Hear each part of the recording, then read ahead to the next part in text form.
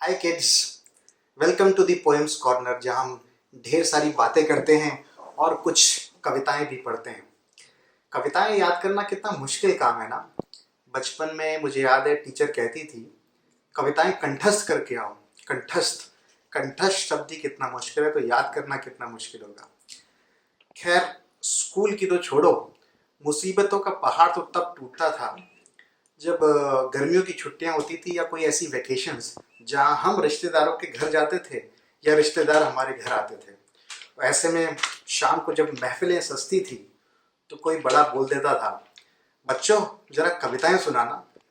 ऐसे में तो अपने चाचा के बच्चे, बुआ के बच्चे, ताऊ के बच्चे, उन लोग का तो मीटर चालू हो जाता था। जहां उनका मीटर चालू, अपनी बैटरी डाउन, और अपन इधर उधर बगले झांकते थे और कभी पानी लेने के बहाने या किसी और बहाने ऐसे दाएं बाएं हो जाते थे। खैर, वो कहते हैं ना, भगवान के घर में देर है पर अंधेर नहीं। अपने साथ भी ऐसा ही कुछ हुआ जब मेरे हाथ एक छोटी सी ऐसी कविता लगी जिसे याद करना चुटकियों का खेल था।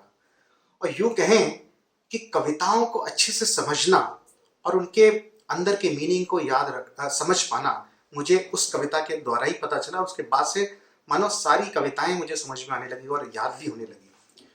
उस कविता को लिखने वाले रचयिता कवि का नाम था हीरानंद सच्चिदानंद पात्स्यानंद अज्ञेय। अज्ञेय जी का जन्म 7 मार्च 1911 को हमारे यूपी के कुशीनगर में हुआ था। He was not only a poet but also a great writer, novelist, critic, translator and a journalist. He was one of the few persons जो कि ना सिर्फ हिंदी में but इंग्लिश में also he was equally adept. उन्हें साहित्य अकादमी पुरस्कार, ज्ञानपीठ पुरस्कार के साथ साथ he was also a winner of golden wreath award.